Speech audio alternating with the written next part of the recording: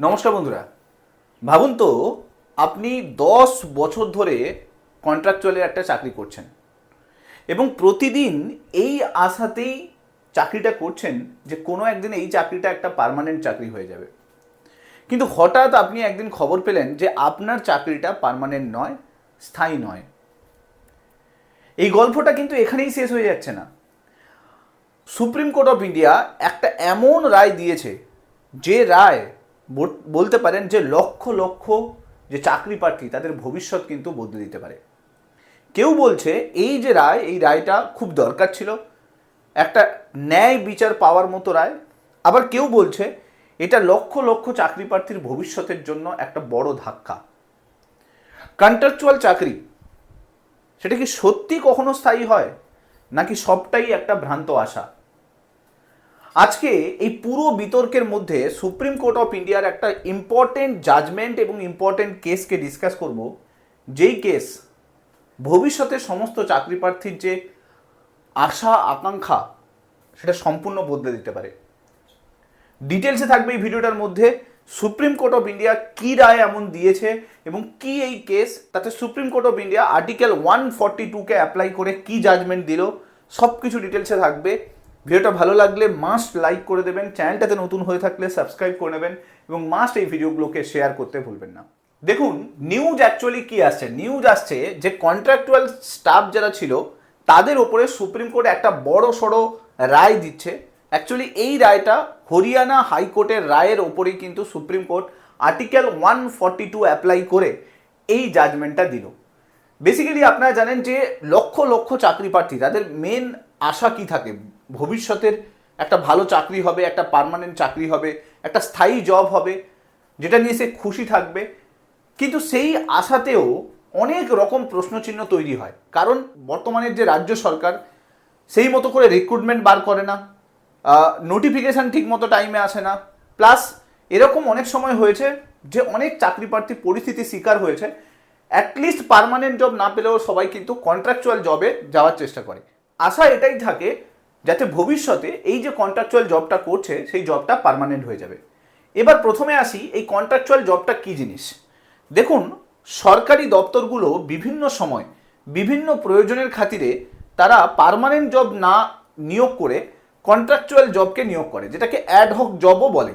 এতে কি হয়, এতে যে কোনো সরকারি দপ্তরে আপনাকে চাকরি পেতে পারেন, অস্থায়ী পদ হয়, মেইনলি কিন্তু 6 মাস বা 1 বছর ওই পদে থাকে এবং তারপরে সময়ের সঙ্গে সঙ্গে সেই জব কিন্তু এক্সটেনশন হয়। এই জবে, কন্ট্রাকচুয়াল জবে পদোন্নতি প্রায় থাকেই না। পার্মানেন্ট জবে যেরকম আপনি কন্টিনিউয়াসলি প্রমোশন পাবেন, সেটা কিন্তু কন্ট্রাকচুয়াল জবে থাকে না। যেদিনই আপনার চুক্তি শেষ হয়ে যাবে সেদিনই কিন্তু আপনার ভবিষ্যৎ অনিশ্চিত হয়ে যাবে। সরকারি দপ্তরগুলোতে দেখা গেছে লাস্ট কয়েক বছরে প্রচুর পরিমাণে কন্ট্রাকচুয়াল জবকে নিয়োগ করা হয়েছে এবং তাদের সেক্ষেত্রে বেতনের পরিমাণও খুবই কম। এবার পশ্চিমবঙ্গের কন্ট্রাকচুয়াল জবের যদি আমি একটা পরিসংখ্যান আপনাদেরকে দিই, তাহলে বিভিন্ন ডিপার্টমেন্টে কন্ট্রাকচুয়াল জব দেওয়া হচ্ছে, যেরকম PWD, health department, education department, municipality, বিভিন্ন স্কিমের আন্ডারে প্রচুর পরিমাণে কন্ট্রাকচুয়াল জবকে লাস্ট কয়েক বছরে নিয়োগ করা হয়েছে। পার্মানেন্ট জবের নোটিফিকেশন না বের করে রাজ্য সরকার প্রচুর পরিমাণে কন্ট্রাকচুয়াল জব জয়েন করিয়েছে। যদি আপনি একটা পরিসংখ্যান দেখেন তাহলে বুঝতে পারবেন টোটাল কন্ট্রাকচুয়াল এবং স্কিম বেসড জব যেগুলো হয় তাতে যদি দেখেন টোটাল 2 থেকে 5 লাখ অ্যাপ্রক্স রেঞ্জ বলছি, এই পরিমাণ কন্ট্রাকচুয়াল জব পশ্চিমবঙ্গে হয়েছে। লাস্ট 10 বছরের হিসেব যদি দেখি, শুধুমাত্র কনজারভেটিভ যে স্কিমগুলো হয়, বাংলা আবাস যোজনা, বিভিন্ন যে যোজনাগুলো লঞ্চ করা হয় সেগুলোতে বিভিন্ন ধরনের সার্ভে বা তাদের ক্লারিক্যাল কাজ করার জন্য প্রায় 1 থেকে 2 লাখ কন্ট্রাকচুয়াল জবকে জয়েন করানো হয়েছে। তার মানে বুঝতেই পারছেন সিচুয়েশন পশ্চিমবঙ্গের কি অবস্থায় রয়েছে। এই যে ডেটা আমি আপনাদেরকে দিলাম, এটা 2016-র আগে পর্যন্ত এই পরিস্থিতি ছিল। 2016 থেকে 2026 এই 10 বছরে এই পরিস্থিতি সম্পূর্ণ বদলে গেছে। ইঞ্জিনিয়ার থেকে শুরু করে data entry operator, health worker, municipality staff, সমস্ত কিছুতে পার্মানেন্ট জব না এসে সব কন্ট্রাকচুয়াল জব জয়েন করানো হয়েছে। মোরলেস 5 লাখ থেকে 7 লাখের কাছাকাছি কন্ট্রাকচুয়াল জব লাস্ট 10 বছরে জয়েন করানো হয়েছে। এবং আপনারা জানেন যে কিভাবে করাপশন করে এই ধরনের জবগুলোতে জয়েন করানো হয়। এখন এই পরিস্থিতিতে পশ্চিমবঙ্গের এই পরিসংখ্যান যদি আপনি দেখার পরে আপনি রীতিমতো চমকে যাবেন কারণ সুপ্রিম কোর্ট যে জাজমেন্টটা দিয়েছে সেটা যদি সামনে আসে। বেসিক্যালি কি হয়, হরিয়ানাতে একটা কেস করা হয় 2014 সালের একটা পরীক্ষার রিক্রুটমেন্ট নিয়ে। 2014 সালে মনে রাখুন একটা হরিয়ানা সরকার 4টা নোটিফিকেশান রিলিজ করে, এবং 4টা নোটিফিকেশান বেসিক্যালি কিন্তু সমস্ত যে কন্ট্রাকচুয়াল স্টাফ তাদের জন্যই কিন্তু হচ্ছে নোটিফিকেশানটা রিলিজ করা হয়েছিল।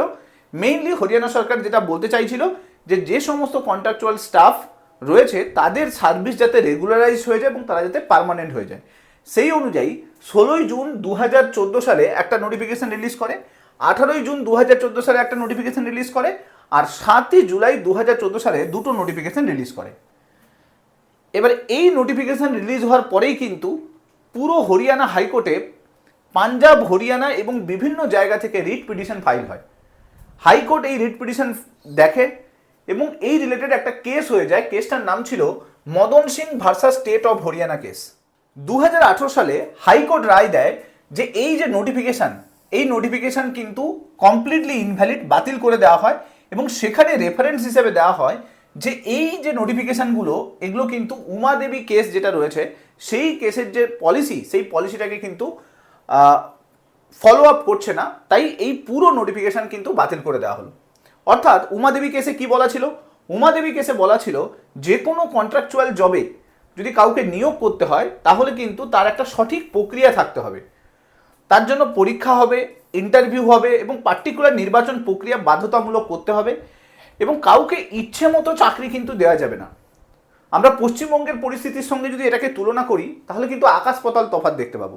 কারণ পশ্চিমবঙ্গে বহু ডিপার্টমেন্টে ইচ্ছে মতো জব দেওয়া হয়েছে, করাপশানের কারণে জব দেওয়া হয়েছে, কোনো নির্বাচন প্রক্রিয়া মানা হয়নি, পরীক্ষা ইন্টারভিউ ছেড়ে দিন, যাকে যখন খুশি কিন্তু কন্ট্রাকচুয়াল জব প্রোভাইড করে দেওয়া হয়েছে।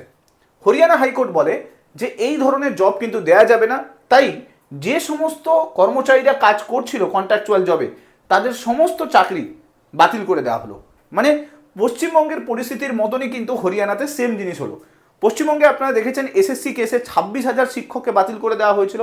সেমভাবে হরিয়ানা হাইকোর্ট বলল যে যতজন কর্মচারী, প্রায় 1 থেকে 2 লাখ কর্মচারী হরিয়ানাতে ছিল কন্ট্রাকচুয়াল পদে, তাদের সমস্ত চাকরি বাতিল করে দেয় হরিয়ানা হাইকোর্ট। তো 2018 সালে এই হাইকোর্টের রায় নিয়ে সুপ্রিম কোর্টে যায় সমস্ত পিটিশনাররা। হাইকোর্ট কি নির্দেশ দেয় যে প্রথম কথা চাকরি তো ফেরত দিতে, চাকরি তো ছেড়ে দিতেই হবে, রিজাইন তো করতেই হবে, তার সঙ্গে সঙ্গে যত সুবিধে আজ পর্যন্ত নিয়েছে সেই সুবিধেও ফিরিয়ে দিতে হবে। প্লাস আরও বলে যে কর্মীরা যারা কাজ করছিল তাদেরকে 6 মাস এখনো পর্যন্ত কাজ করতে দেওয়া হবে, তারপর কিন্তু সমস্ত যে প্রক্রিয়া সেটা কিন্তু নতুনভাবে করতে হবে, এবং কন্ট্রাকচুয়ালভাবে নয়, কন্ট্রাকচুয়াল চাকরি নয়, পার্মানেন্ট চাকরি কিন্তু করতে হবে। 6 মাস যারা কন্ট্রাকচুয়ালে চাকরি করছে তারা এখন করতে পারবে। এই কেস চলে যায় হাইকোর্ট থেকে সুপ্রিম কোর্টে। সুপ্রিম কোর্ট পুরো বিষয়টার উপরে ডিভিশন বেঞ্চ তৈরি করে, এবং ডিভিশন বেঞ্চ 3টে যে নোটিফিকেশান এসেছিল সেই নোটিফিকেশানে পুঙ্খানুপুঙ্খ পর্যবেক্ষণ করার পরে জাজমেন্ট দেয়। কি জাজমেন্ট দেয়? প্রথম যে নোটিফিকেশানটা এসেছিল জুন মাসের 16 তারিখ এবং 18 তারিখ, যে দুটো নোটিফিকেশান এসেছিল, সেই নোটিফিকেশানে সুপ্রিম কোর্ট পর্যবেক্ষণ দেয় যে সেই নোটিফিকেশানে প্রপার রুলস ফলো করা হয়েছে। অর্থাৎ কন্ট্রাকচুয়াল কর্মচারী নিয়োগের ক্ষেত্রে যে রুলসগুলো হয়, যেরকম প্রথম কথা পার্টিকুলার পদগুলোতে নিয়োগ করতে হবে সেই রুলস ফলো করা হয়েছে, তাদের শিক্ষাগত যোগ্যতার বেসিসে তাদেরকে জব দেওয়া হয়েছে সেটাও ফলো করা হয়েছে, রিজার্ভেশনের রুলস মানা হয়েছে সেটাও ঠিকঠাক আছে। তাই যেহেতু এগুলো সব কিছু নিয়ম মাফিক হয়েছে তাই এই সমস্ত জব ভ্যালিড হবে। অর্থাৎ 16 তারিখ এবং 18 তারিখ যে সমস্ত কন্ট্রাকচুয়াল এমপ্লয়ীদের নিয়ে হরিয়ানা সরকার নোটিফিকেশান দিয়েছিল সেগুলো সব ভ্যালিড হচ্ছে। কিন্তু সুপ্রিম কোর্ট বলে যে জুলাই মাসের 7 তারিখে যে নোটিফিকেশানটা এসেছিল 7ই জুলাই, সেই নোটিফিকেশানে যে সমস্ত কর্মচারীদের পোস্ট দেওয়া ছিল সেগুলো কোনোটাই ভ্যালিড হবে না। কারণ কোনো অ্যাডভার্টাইজমেন্ট তৈরি করা হয়নি ওই নোটিফিকেশানের জন্য। সেকেন্ড হচ্ছে কোনো পরীক্ষা বা ইন্টারভিউ হয়নি, অর্থাৎ কোনো নির্বাচন প্রক্রিয়া হয়নি। দ্বিতীয়ত 10 বছরের সার্ভিস কন্ডিশনের যে রুলস, সেই রুলসকে ফলো করা হয়নি।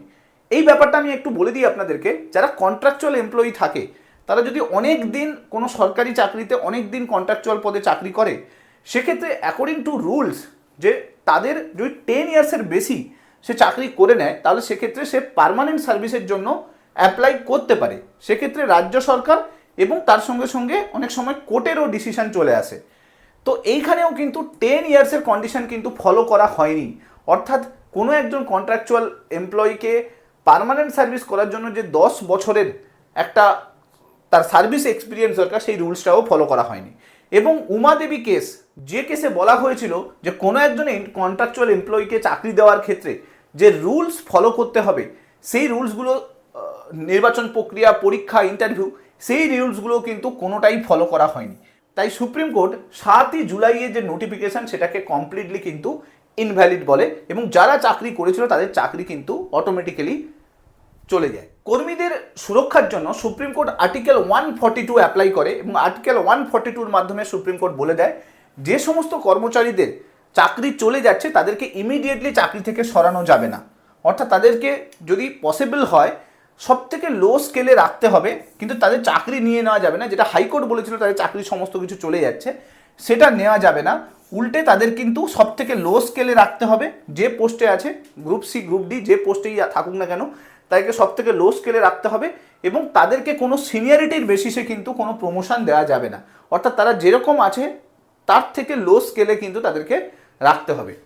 তো বুঝতেই পারছেন অনেক বড় একটা জাজমেন্ট, কারণ আমাদের পশ্চিমবঙ্গের বেসিসে আমরা যদি এটাকে হিসেব লাগাই, প্রায় 2 থেকে 5 লাখ কর্মচারী কন্ট্রাকচুয়াল পদে এই মুহূর্তে চাকরি করছে পশ্চিমবঙ্গে। এবার ভাবুন যে তারা এই আশায় বসে আছে যে ফিউচারে কোনো একটা সময় এই কন্ট্রাকচুয়াল জবগুলো পার্মানেন্ট হবে। সেই জায়গায় দাঁড়িয়ে হাইকোর্টের এত বড় রায় যে যারা জব করছিল এতদিন তাদের জবটা চলে যাচ্ছে, সেক্ষেত্রে সুপ্রিম কোর্ট আবার আর্টিকেল 142 অ্যাপ্লাই করে তাদের জবটা ফিরিয়ে দিল। তার মানে বুঝতেই পারছেন যারা কন্ট্রাকচুয়াল পদে এই মুহূর্তে চাকরি করছে তারা কিন্তু যথেষ্ট বিপদে আছে। বলা যায় না আবার কোনো একদিন এরকম এলো যে এসএসসি কেসের মতো চাকরি করার পরেও চাকরির সমস্ত টাকা ফেরত দিতে হচ্ছে, আবার চাকরিটাও লাইফ থেকে চলে যাচ্ছে। তাই এই পরিস্থিতিতে পশ্চিমবঙ্গের দিকে যদি আমরা তাকাই, যথেষ্ট একটা বিপদের সংকেত বলতে পারেন। কারণ পশ্চিমবঙ্গে ম্যাক্সিমাম জবই কিন্তু কন্ট্রাকচুয়াল জব হচ্ছে, আর যেটা বন্ধ করা খুব দরকার। এখন দেখার বিষয় পরবর্তীকালে কি হয়।